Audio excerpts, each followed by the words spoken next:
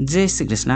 हिंदू धर्म में कार्तिक माह को सर्वश्रेष्ठ और पवित्र माना जाता है। इस माह में ही भगवान विष्णु अपनी योग निद्रा से जग जाते हैं। इस माह में दीपदान, स्नान, भगवान विष्णु जी के पूजा और माता तुलसी के पूजा के साथ ही पौराणिक कथा सुनने में बहुत ही पुण्य होता है। आइए जानते हैं कार्तिक माह के एक वृद्ध ब्राह्मण और ब्राह्मणी के कथा। दोस्तों, भक्ति मार्ग चैनल में आपको स्वागत है। एक नगर में एक ब्राह्मण दंपति रहती थी। वो दोनों प्रतिदिन 7 कोस दूर गंगा और यमुना नदी में स्नान करने के लिए जाते थे। इतना दूर आने जाने में ब्राह्मण की पत्नी थक जाती थी। एक दिन उसने अपने पति से कहा कि हमारे एक पुत्र होता तो अच्छा होता। पुत्र के बहू आती तो हमें घर पर वापस जाने पर खाना बना हुआ मिलता और बहू घर का काम भी करती, हमारा सेवा करती। अपनी पत्नी का बात सुनकर वृद्ध ब्राह्मण ने कहा, आपने बात तो सही कह रही है, चलो मैं आपके लिए बहू ला ही देता हूँ। फिर वृद्ध ब्राह्मण ने कहा कि एक पोटली में आटा डालकर कुछ मोहरा रख दो। वृद्ध ब्राह्मण के कहने के अनुसार उसने पोटली बांधकर दे दी थी।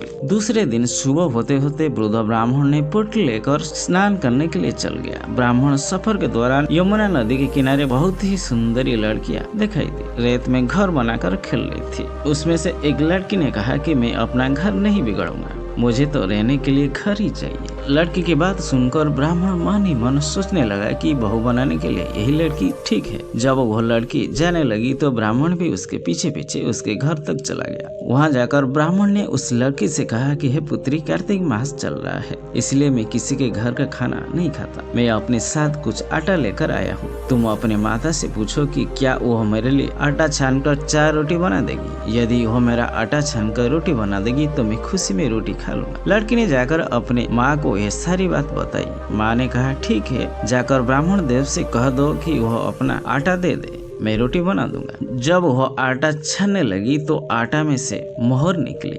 वो सोचने लगे कि जिसके आटा में इतना मोहर है उसके घर में कितने मोहर होगा। जब ब्राह्मण देव खाना खाने बैठा तो लड़की की माँ ने उस ब्राह्मण से पूछा, क्या आपका कोई लड़के है और आप उस लड़के की विवाह करने जा रहे हैं। यह बात सुनकर ब्राह्मण ने कहा कि मेरा लड़का काशी में पढ़ने गया है, लेकिन यदि तुम कहो तो खांड कटोरे से विवाह करके तुम्हारा बेटी को अपने साथ ले जाऊंगा।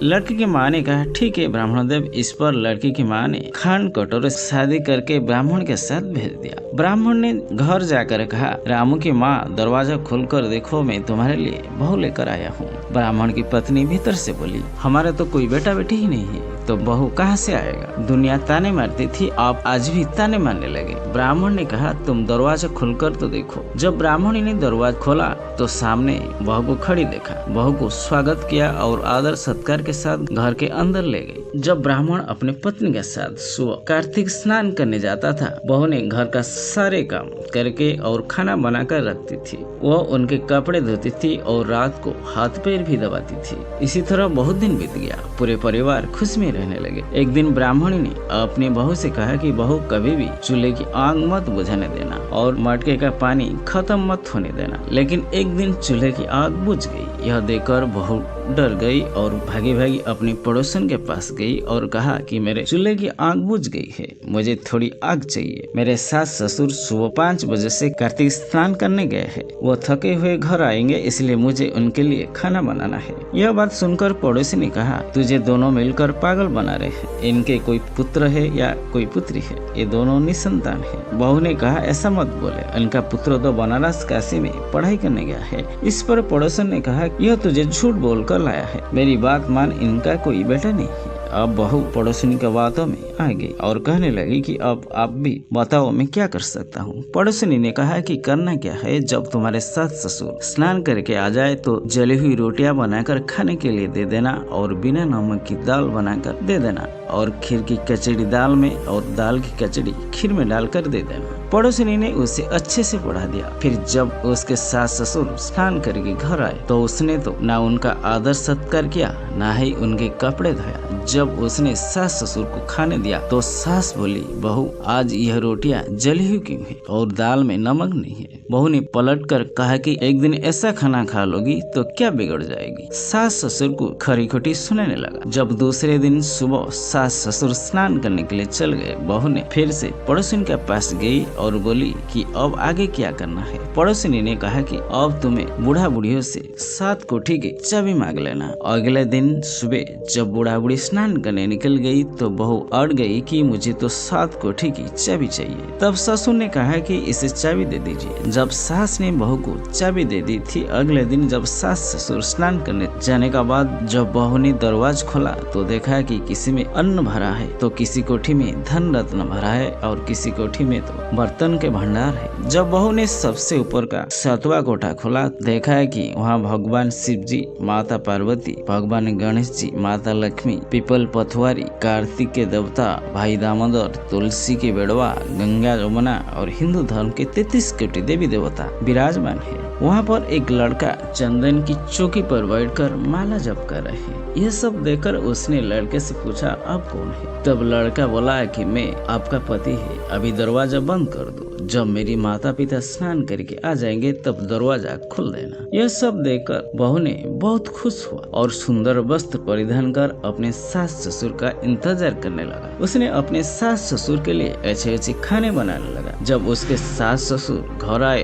तो उसने उसका आदर सत्कार किया और प्रेम श्रद्धा के साथ खाना खिलाया। हाथ पैर दबाने लगा। हाथ पैर दबाते दबाते बहू ने कहा कि माँ, आप इतना दूर गंगा यमुना कार्तिक स्नान करने के लिए जाते हो तो आप थक जाते हो, इसलिए आप घर पर ही स्नान क्यों नहीं करते हो? यह सुनकर सास ने कहने लगा कि बेटी, गंगा यमुना घर पर तो नहीं बहती। तब उसने कहा, माँ जी, गंगा यमुना घर पर ही बहती है, चलो मैं आपको दिखाती हूँ। जब बहू ने 7वीं कोठा खोलकर देखा, उसमें भगवान शिव जी, पार्वती, गणेश जी, माता लक्ष्मी जी, पीपल पथवारी, कार्तिक ठाकुर और हिंदू धर्म के 33 कोटि देवी देवता विराजमान है। वहीं चौकी पर बैठा एक लड़का माला जप कर रहा है। सास ने उसे देखकर कहा, बेटा तुम कौन हो? उस लड़का ने बोला, मैं आपका पुत्र हूँ। तब ब्राह्मणी ने कहा, तू कहाँ से आया? लड़के ने बोला, मुझे भगवान कार्तिक देव ने भेजा है। ब्राह्मणी ने कहा, पुत्र, यह संसार कैसे स्वीकार करेगी? तू मेरा पुत्र है। ब्राह्मणी बूढ़ी ने कुछ विद्वान पंडितों से